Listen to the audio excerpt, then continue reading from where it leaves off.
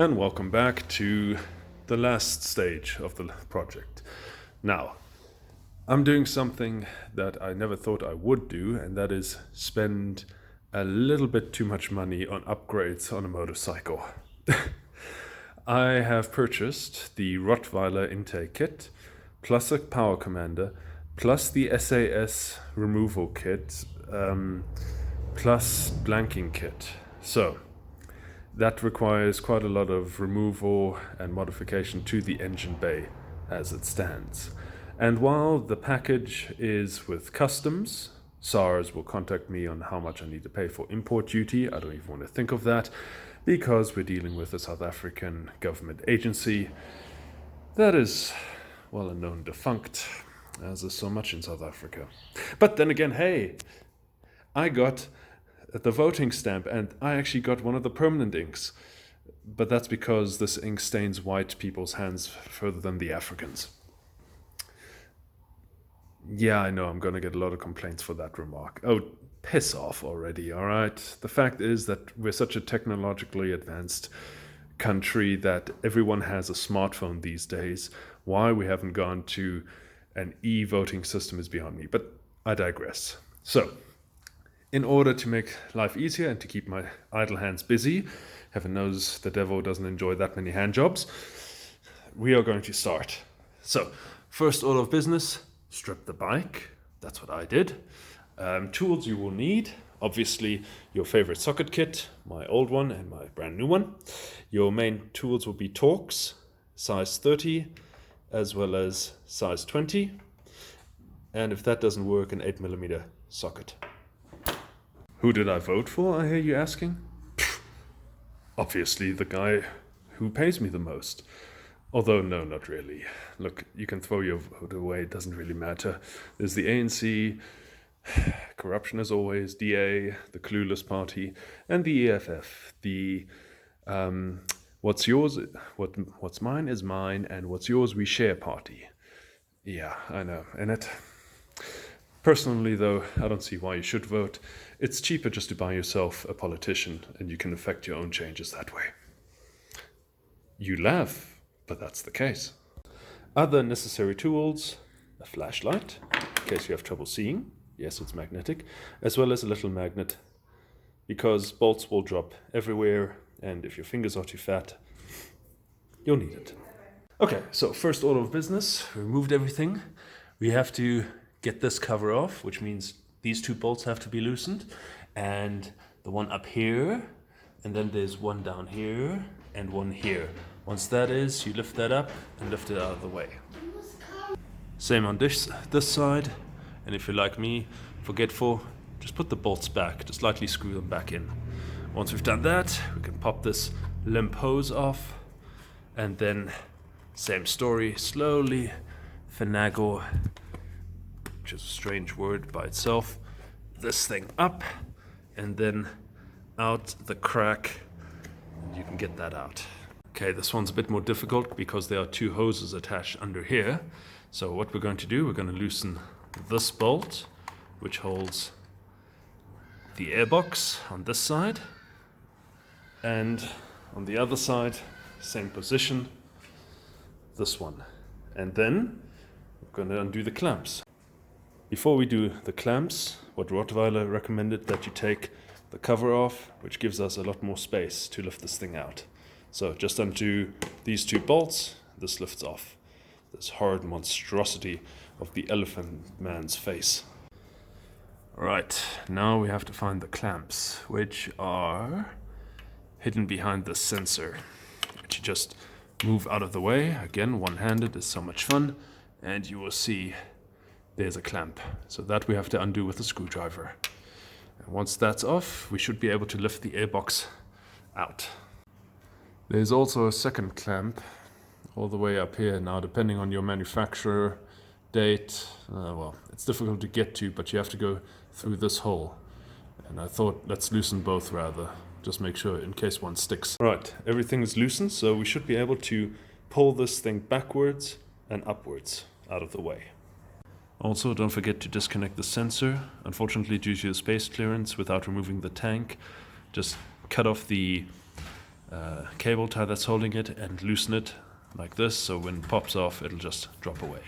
Good thing I'm doing this video. It's not at all like the 690. First off, this huge elephant penis sleeve was firmly wedged in there, so you had to pull quite hard to get that out, to get it off the lip. Then the other one you have to do is the crankcase breather. That's firmly wedged in there. So in order to get that out, you have to finagle the tube out of here. Obviously, if you've already done the SAS delete, this is not a problem, but it is a problem now. So what we're going to do, we're going to go into the filter and remove the tube, which should be, don't know if you can see that, it's right there, little plastic hose. So we're going to wedge that, pull that out, and then the filter should come off. Not as easy as I thought. There we go. So the crankcase breather hose, that's one. And this thing obviously was made of very strong rubber. So yeah, what else is new, you know? But then nothing ever worth doing is easy.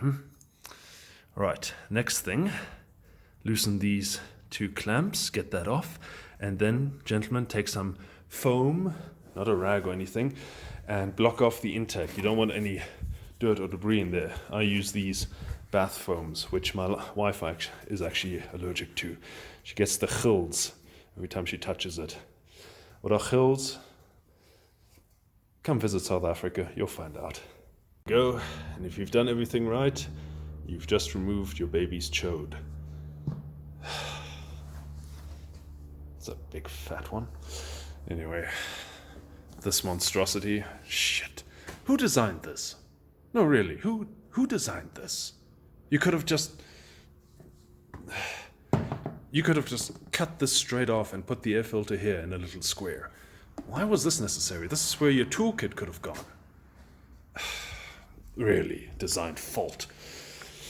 Anything in hindsight? Yeah, just loosen your whole ECU, slip it up a little bit, makes it easier. There's the air, the tab. Okay, so this is how it should be. A lot of space left over, so this is now where we wait for the Rottweiler and the SAS bit, and we can wait. So at least everything is ready and prepared. I'm just going to put all the bolts back so I don't lose any. Okay, now we have to wait for the kit. Don't throw the box away, we still need to harvest this. This goes into the new kit, so take this one off. Alright, now to the crux of the matter. Power commander has been installed. The rubber here is keeping it nice and steady. Everything else has been cable tied and out of the way. So now, time to remove the sponge and to fit the intake system.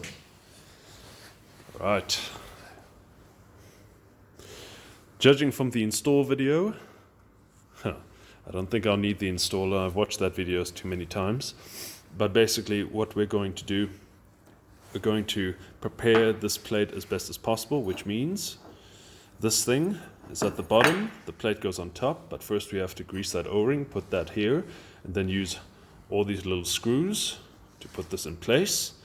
The oxygen sensor then goes there, and because we've got the crankcase filter separately, we have to close that hole as well. Once that has been done, this gets put on here, loose, so it can still be adjusted, and then we put the pipe on that thing, put that on the motor, wiggle it around, fit the filter. If everything fits, we tighten the bolts on here as well as to the chassis, and then we can oil that filter. So let's begin. Really easy to follow, even without an instruction manual. Fits perfectly. This one with a circlip, there's a rubber O-ring behind that, just grease that up. O-ring underneath, and then these tiny little screws get fastened down. They are nylock lock nuts, so they're gonna stay there forever. This is where the oxygen sensor will be put now, and then that bracket. And this is what it should look like.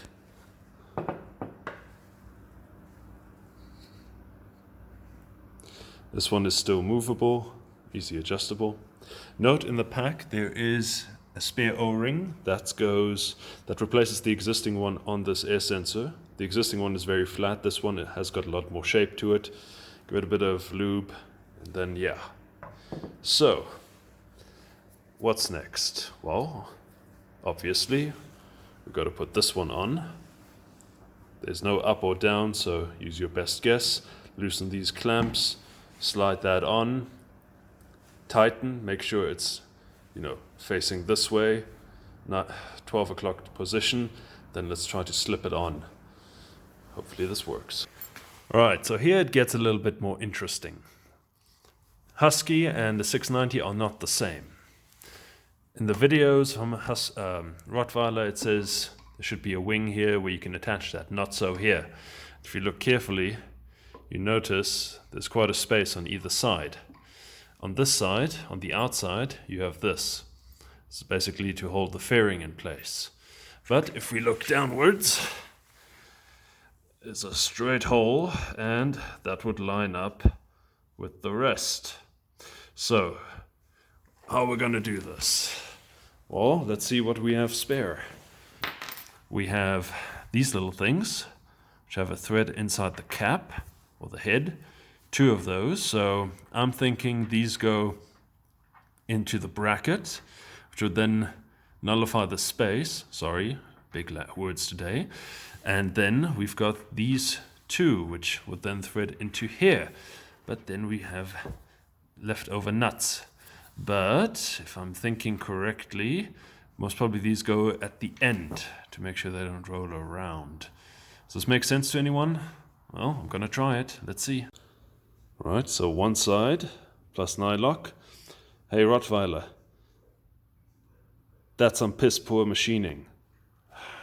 Oh well. We'll have to haspel that a little bit out.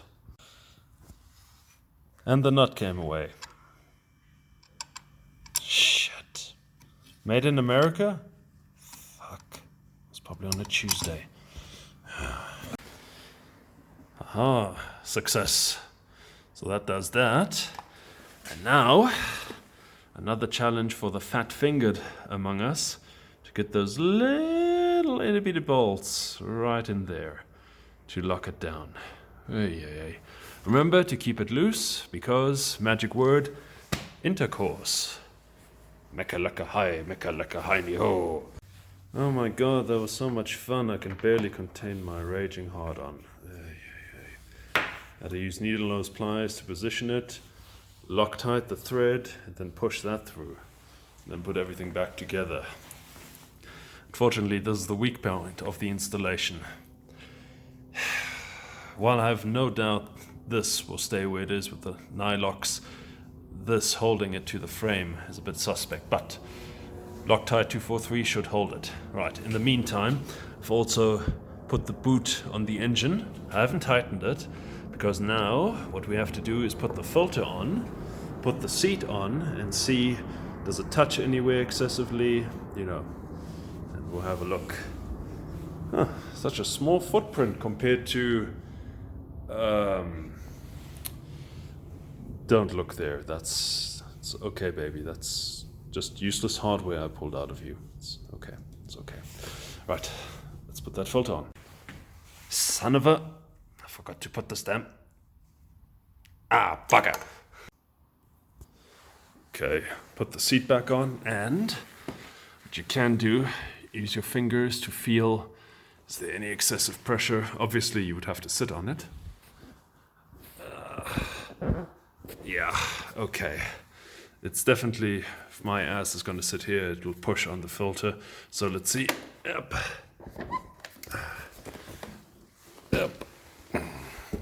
One-handed. Yeah, baby. A few things I can do one-handed so well.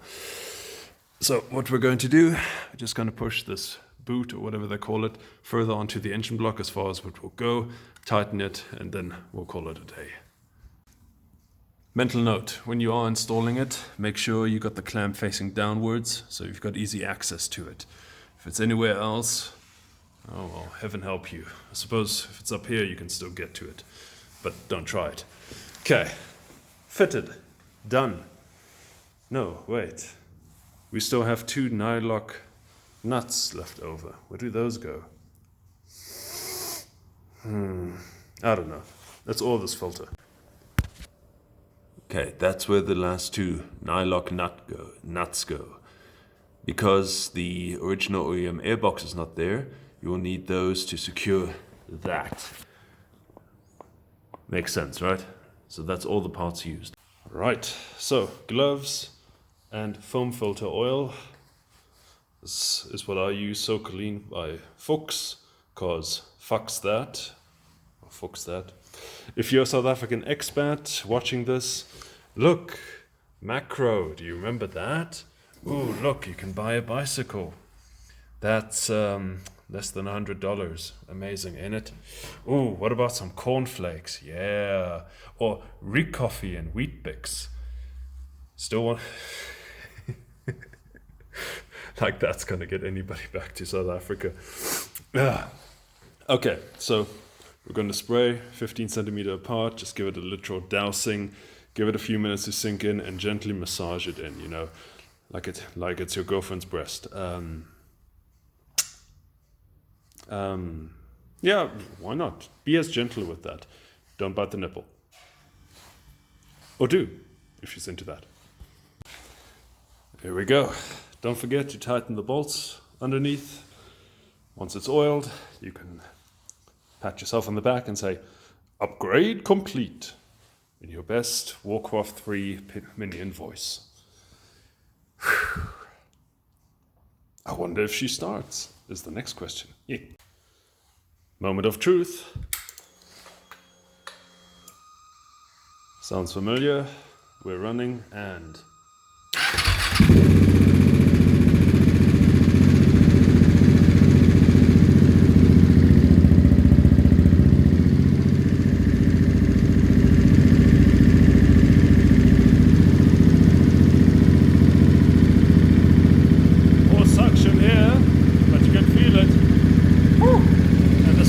coating is cooking off as well. That's good news. Whew. Holy shit. Okay. It sounds fucking nasty. Oh, I think I need to go abuse myself for a bit. Woo. Baby, can't wait for your fairings to come back. Damn! Loud as fuck. Better loosen this before it burns. Gentlemen, once the fairings are on, that's it. That's another project bike of mine. Done. Completed. Finito. Fertig. Fertig. Yeah. That reminds me. I saw Rottweiler also gives you the option of putting a bag here. That's actually not a bad plan. I wonder if I can't get a tame seamstress to make a pleather, almost like a jacket or something, or just a bag, which I can cable tie with eyelets to the top here. Maybe another 2 eyelets here, and I can put the toolkit in it. Might be a good idea. Okay, maybe it's not yet done. Maybe there's still upgrades left. Okay.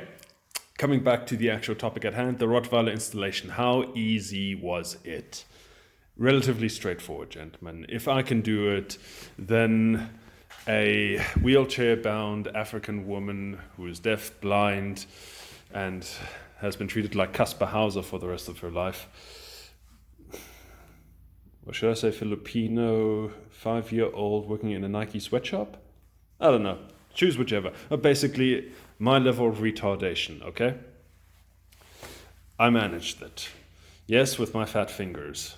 And forgotten to put the plug in. It was easy. Relatively easy.